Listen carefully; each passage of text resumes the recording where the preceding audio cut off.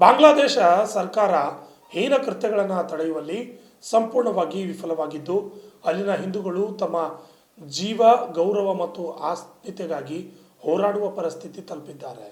ಇದು ನಾಗರಿಕ ಸಮಾಜದ ಪ್ರಜಾಪ್ರಭುತ್ವ ಹಾಗೂ ಧರ್ಮ ನಿರಪೇಕ್ಷತೆಯ ನೈತಿಕ ಮೌಲ್ಯಗಳಿಗೆ ಭಾರಿ ಧಕ್ಕೆ ತಂದಿದೆ. ಈ ಹಿನ್ನೆಲೆಯಲ್ಲಿ ತಾಳಿಕೋಟೆಯಲ್ಲಿ ಮುಖಂಡರು ಪ್ರತಿಭಟನೆ ಮಾಡಿ ಆಕ್ರೋಶವನ್ನು ವ್ಯಕ್ತಪಡಿಸಿದ್ದಾರೆ. ಕರ್ನಾಟಕ ರಾಜ್ಯದ ನಾಗರಿಕರ ಪರವಾಗಿ ನಾವು ಗಂಭೀರವಾಗಿ ಒತ್ತಾಯ ಮಾಡುತ್ತಿದ್ದೇವೆ. ಬಾಂಗ್ಲಾದೇಶದಲ್ಲಿ ಹಿಂದೂಗಳ ಮೇಲೆ ನಡೆಯುತ್ತಿರುವ ಹಲ್ಲೆಗಳನ್ನು ಭಾರತ ಸರ್ಕಾರವು ಅಧಿಕೃತವಾಗಿ ಮತ್ತು ತೀವ್ರವಾಗಿ ಖಂಡಿಸಬೇಕು. ಅಲ್ಪಸಂಖ್ಯಾತ ಹಿಂದೂಗಳ ಜೀವ ಮತ್ತು ಆಸ್ತಿಗೆ ಸಂಪೂರ್ಣ ಭದ್ರತೆ ಒದಗಿಸುವಂತೆ ಬಾಂಗ್ಲಾದೇಶ ಸರ್ಕಾರದ ಮೇಲೆ ರಾಜತಾಂತ್ರಿಕ ಒತ್ತಡ ಹೇರಬೇಕು. ಈ ಹಿಂಸಾಚಾರಕ್ಕೆ ಕಾರಣರಾದ ದುಷ್ಕರ್ಮಿಗಳನ್ನು ಅಂತಾರಾಷ್ಟ್ರೀಯ ಮಾನವ ಹಕ್ಕುಗಳ ಚೌಕಟ್ಟಿನೊಳಗೆ ತಕ್ಷಣ ನ್ಯಾಯಕ್ಕೆ ಒಳಪಡಿಸಬೇಕು. ಧಾರ್ಮಿಕ ಹಿಂಸೆ ಸಂಪೂರ್ಣವಾಗಿ ನಿಲ್ಲುವವರೆಗೆ ಭಾರತ ಸರ್ಕಾರ ನಿರ್ಲಕ್ಷ್ಯ ವಹಿಸದೆ ಕಟ್ಟುನಿಟ್ಟಿನ ಕ್ರಮಗಳನ್ನು ಕೈಗೊಳ್ಳಬೇಕೆಂದು ಹೇಳಿದರು. ಈ ಸಂದರ್ಭದಲ್ಲಿ ತಹಸೀಲ್ದಾರ್ ಮೂಲಕ ಮನವಿಯನ್ನು ಸಲ್ಲಿಕೆ ಮಾಡಲಾಗಿದೆ. Lakshman Kalal, RJ32 Kannada news, Talikote.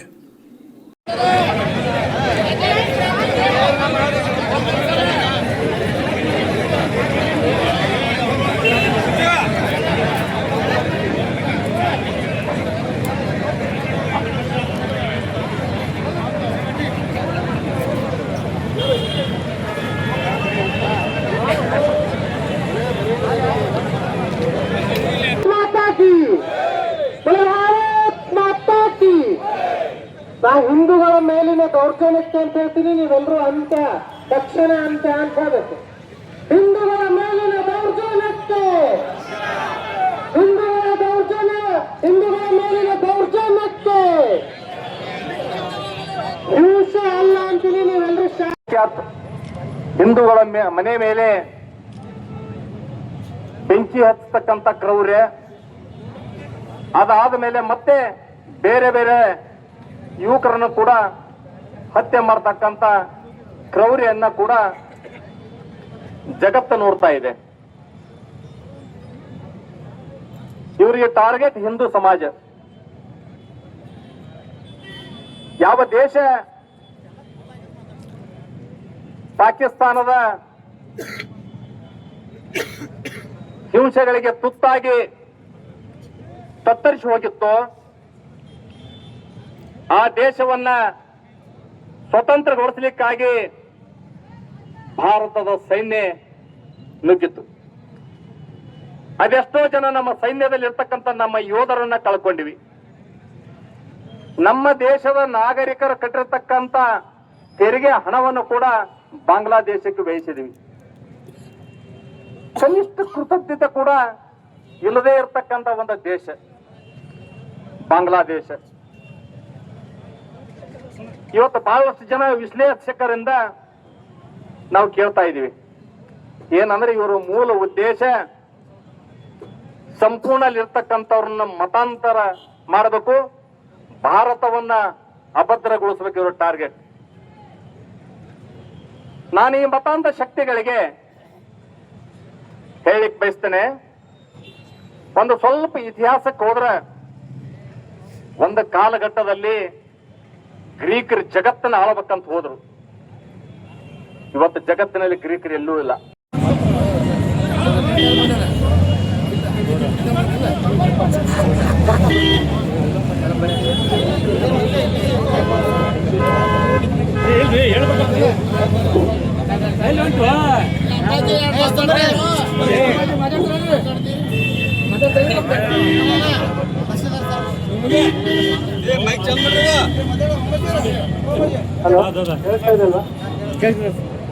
ಏನು ದಿನಾಂಕ 31/12/2025 ಸಮಸ್ತ ಹಿಂದೂ ಸಂಘಟನೆ ವತಿಯಿಂದ ನೀವೇ ಬೃಹತ್ ಪ್ರತಿಭಟನೆಯನ್ನ ಹಮ್ಮಿಕೊಂಡು ಇಷ್ಟೊತ್ತು ಶಾಂತಿಯುತವಾಗಿ ಮಾಡಿದ್ದೀರಾ. ಇದೇ ಶಾಂತಿ ಈಗ ಕಾಪಾಡ್ಕೊಳ್ಳಿ. ಕಾನೂನು ಸುವ್ಯವಸ್ಥೆಯನ್ನು ಕಾಪಾಡ್ಕೊಂಡ್ರೆ ಧರ್ಮದ ಹೋರಾಟ ಯಾವುದೇ ಇದ್ರೂ ನಮ್ದು ಸಪೋರ್ಟ್ ಇರುತ್ತೆ. ಅದಕ್ಕೆ ಧರ್ಮ ಅಂತ ಬಂದಾಗ ನಾವು ದೇಶನ ಮುಂದೆ ಇಟ್ಟು ಧರ್ಮನ ಹಿಂದೆ ಇಟ್ಟು ಹೋರಾಡಬೇಕು.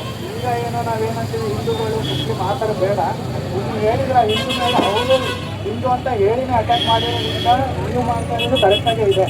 ಇದನ್ನ ಏನೋ ಅಹಿಂಸೆ ನಮ್ಮ ತತ್ವ ಇಟ್ಕೊಂಡೇ ಹೋರಾಡೋಣ. ಈಗ ಸ್ವಾಮೀಜಿ ಮಾತಾಡಿದ್ರು ಆಗಲೇ, ಅವರೇನು ಹೇಳಿದ್ರು ಅಂದರೆ ಬಸವಣ್ಣ ಅವರು 12ನೇ ಶತಮಾನದಲ್ಲಿ ಹೇಳಿದ್ದಾರೆ, ಅಹಿಂಸೆಯೇ ನಮಗೆ ಪರಮ ಧರ್ಮ ಆಗಿರೋದ್ರಿಂದ ಆ ಧರ್ಮನ ಬಿಡದೇನೆ ಹೋರಾಟ ಮಾಡಿ ಈ ಪ್ರತಿಭಟನೆಯನ್ನ ನನಗೇನೋ ನೀವು ಇಷ್ಟೊತ್ತನ ಮಾಡಿದ್ದು ಓಕೆನಾ ಅನ್ಸುತ್ತೆ. ಕಾನೂನು ಸುವ್ಯವಸ್ಥೆ ಕಾಪಾಡ್ಕೊಂಡೇ ಮಾಡಿದ್ದೀರಾ. ಈಗ ಟ್ರಾಫಿಕ್ ಪ್ರಾಬ್ಲಮ್ ಆಗ್ತಾ ಇದೆ, ಮನವಿ ಕೊಟ್ಟಿದ್ದೀರಾ.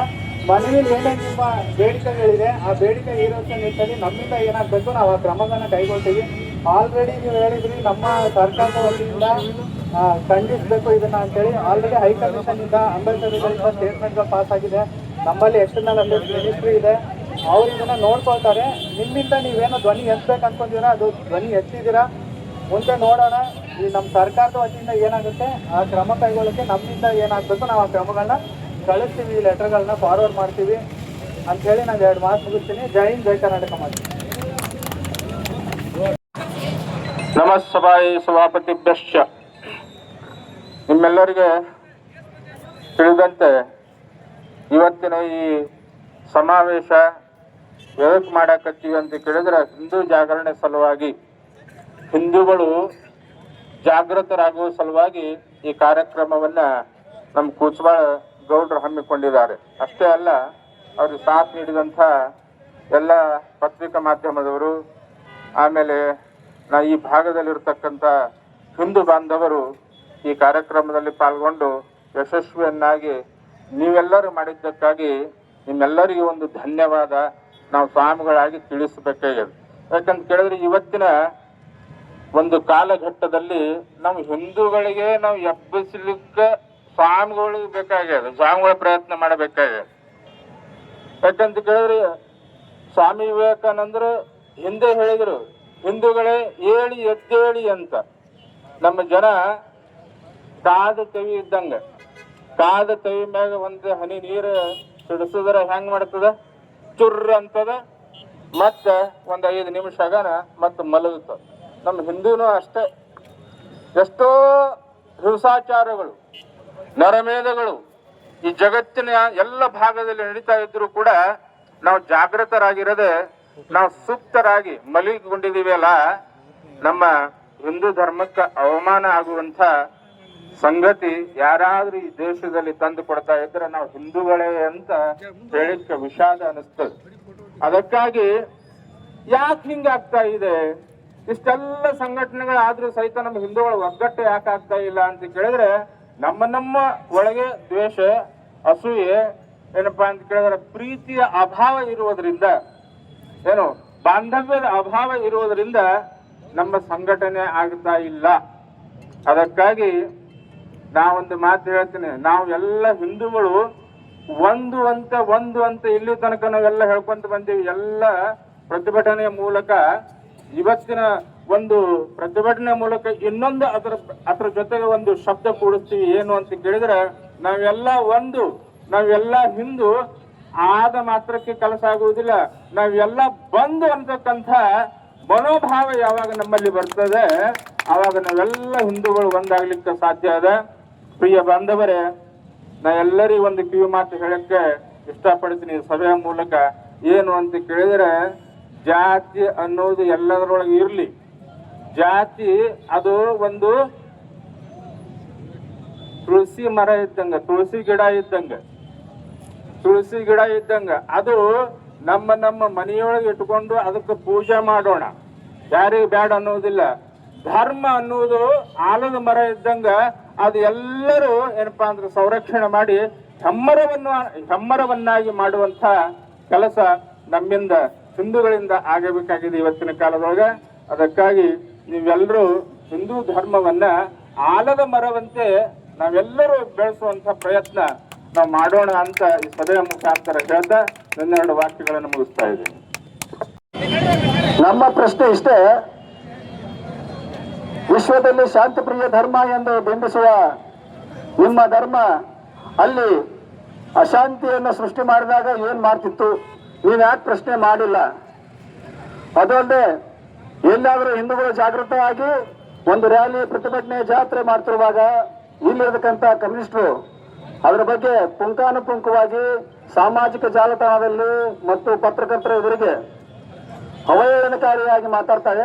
ಅವರೆಲ್ಲ ಈ ಸಮಯದಲ್ಲಿ ಏನ್ ಮಾಡ್ತಾ ಇದ್ದಾರೆ? ಅದಕ್ಕೋಸ್ಕರ ಇವತ್ತು ಭಾರತ ದೇಶ ಒಂದೇ ಅಲ್ಲ, ಇಡೀ ವಿಶ್ವದಲ್ಲೇ ಹಿಂದೂಗಳಿಗೆ ಎಲ್ಲೇ ಅನ್ಯಾಯ ಆದರೂ ಕೂಡ ಇನ್ನು ಮುಂದೆ ಭಾರತ ದೇಶದ ಹಿಂದೂಗಳು ರೊಚ್ಚಿಗೆ ಹೇಳ್ತಾರೆ, ಇದರ ಪರಿಣಾಮವನ್ನ ಇಡೀ ವಿಶ್ವ ಎದುರಿಸಬೇಕಾಗ್ತದೆ.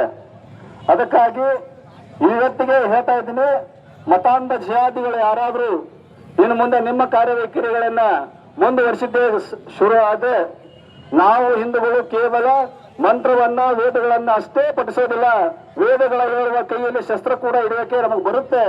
ಇನ್ನು ಮುಂದೆ ವಿಶ್ವದ ಶಾಂತಿ ಪ್ರಿಯ ಧರ್ಮ ಹಿಂದೂ ಧರ್ಮ ಅಂತ ನಾವೇನ್ ಹೇಳ್ತಾ ಇದ್ದೀವಿ, ನೀವು ಹೀಗೆ ಮುಂದುವರೆದ್ರೆ ನಾವು ಕೂಡ ಹಿಂದೂ ಭಯೋತ್ಪಾದಕರಾಗಿ ಪರಿವರ್ತನೆ ಆಗಬೇಕಾಗ್ತದೆ ಅಂತ ಈ ಮೂಲಕ ತಮ್ಮಲ್ಲಿ ಎಚ್ಚರಿಕೆಯನ್ನ ಹೇಳ್ತಾ ಆಗಮಿಸಿದಂತ ಎಲ್ಲ ಪೂಜಾರಿಗೂ ಹಾಗೂ ಅವಕಾಶ ಮಾಡಿಕೊಟ್ಟಂತ ಸಂಘಟಕರಿಗೆ ಧನ್ಯವಾದಗಳನ್ನು ಹೇಳ್ತೇನೆ. ಸಂಘಟನೆ ಕಾರ್ಯಕರ್ತರಿಗೆ ಶರಣಾರ್ಥಿ. ಈ ಕಾರ್ಯಕ್ರಮಕ್ಕೆ ನಮ್ಮ ಹಿಂದೂ ಸಂಘಟನೆಗೆ ಬೆನ್ನೆಲುವಾಗಿ ನಿಂತ ಎಲ್ಲಾ ಪೂಜ್ಯರಿಗೆ ನಮಸ್ಕರಿಸಿ, ನಮ್ಮ RS ಕೋಚಬಾಳ ಗೌಡ್ರ ನೇತೃತ್ವದಲ್ಲಿ ನಡೆದಂತ ಕಾರ್ಯಕ್ರಮ ಹಿಂದೂ ಸಂಘಟನೆ ಎಲ್ಲರಿಗೂ ಶರಣಾರ್ಥಿ. ನಮ್ಮ ಹಿಂದೂಗಳ ಮೇಲೆ ದೌರ್ಜನ್ಯ ನಡೆದಲ್ಲ, ಇವತ್ತಿಲ್ಲ ನಾಳೆ ಕೊಡೆಕಲ್ಲ ಬಸವಣ್ಣ ಒಂದು ಮಾತ್ರ ಇದ್ದ, ಈ ನಾಡು ಸಾಧು ಸಂತರ ಆಗ್ತಾರ, ಒಳ್ಳೆ ಧರ್ಮವಂತರ ಬರ್ತಾರ ತಿಳಿಯದ, ಯಾರು ಭಯಪಡೋ ಅವಶ್ಯ ಇಲ್ಲ. ಆ ಕೆಲವೊಂದು ಕಾಲ ನಡೀತದ ಅಷ್ಟೇ, ಒಂದಿಲ್ಲ ಒಂದು ಸನಾತನ ಧರ್ಮ ಏನು ಉಳ್ಕೊಂಡ್ ಬಂದದಲ್ಲ, ಹಂಗ ಗುರುರೋಜರ ಬಾಬಾ ಏನದ ನಮಗ ಯೋಗಿ ಆದಿನಾಥ ಅಂತ ಮಹಾತ್ಮರು ಇವತ್ತು ಮತ್ತೆ ದೇಶ ಆಳಕ ಬರ್ತಾರ. ಬಸವಣ್ಣ ಹೇಳಿದ ಹಾಗೆ ಆಗ್ತದ. ಹಿಂದೂ ಧರ್ಮ ಎಂದೂ ನಮ್ದು ನಾಶ ಆಗಲ್ಲ. ಈ ಧರ್ಮ RS ಕೋಚಬಾಳ ಗೌಡ್ರು ಹೇಳಿದ ಹಾಗೆ ಈ ಧರ್ಮ ಎಂದೂ ಉಳಿದೇ ಉಳಿತದ. ಆ ಧರ್ಮ ಎಂದು ಶಾಂತಿ ಅಂತ ಕಾಪಾಡ್ಕೊತ ಬಂದಿವಿ, ಆ ಧರ್ಮ ಉಳಿತದ. ಈ ದೌರ್ಜನ್ಯ ಮಾಡಿದಂತ ಏನದಲ್ಲ ಅವ್ರಿಗೆ ನಾವು ಹಿಂಗ್ ಶಾಂತಿ ಅಂತ ತಾಳ್ಕೋತ ಹೊಂಟೇವು ಅಂದ್ರ ನಾವು ಯಾವಾಗಲೂ ಇಲ್ಲೇ ಕುಂದಿರ್ಬೇಕಾಗ್ತದ. ನಮ್ಮ ಕೈ ಒಳಗ ಹತಾರ ತಗೊಂಡು ನಾವು ಒಂದು ಎದ್ದೇಳಿ ನಿಂತೇವತ್ತಂದ್ರ ಈ ಧರ್ಮ ನಮ್ಗೆ ಉಳಿಸೋಕ್ ಸಾಧ್ಯ ಅದ. ಬಸವಣ್ಣ ಹೇಳಿದ ಹಾಗೆ ಉಳಿತದ ಅಂತೇಳಿ ಎಲ್ಲಾ ಸಂಘಟನೆಗಾರಿಗೆ ಎಲ್ಲಾ ಸ್ವಾಮೀಜಿಗಳು ನಾವು ನಿಮ್ ಹಿಂದೆ ಇರ್ತೇವೆ. ಇದು ಇಷ್ಟಕ್ಕೆ ಮುಗಿಬಾರ್ದು. ನಮಗೆ ಏನಾದ್ರೂ ರಕ್ಷಣೆ ಸಿಗ್ಲಿಲ್ಲ ಅಂದ್ರ ನಾವು ಬೆಂಗಳೂರು ದೇವಿ ಮಠನು ನಾವು ಬರ್ಲಕ್ಕ ಸಿದ್ಧರಾಗಿದ್ದೇವೆ ಅಂತ ಹೇಳಿ ಎಲ್ಲಾ ಸಂಘಟನೆಗಾರಿಗೆ ಒಳ್ಳೇದಾಗಲಿ ಅಂತ ಹೇಳಿ ಹಾರೈಸಿ, ಸತ್ಯಂ ಶಿವಂ ಸುಂದರಂ.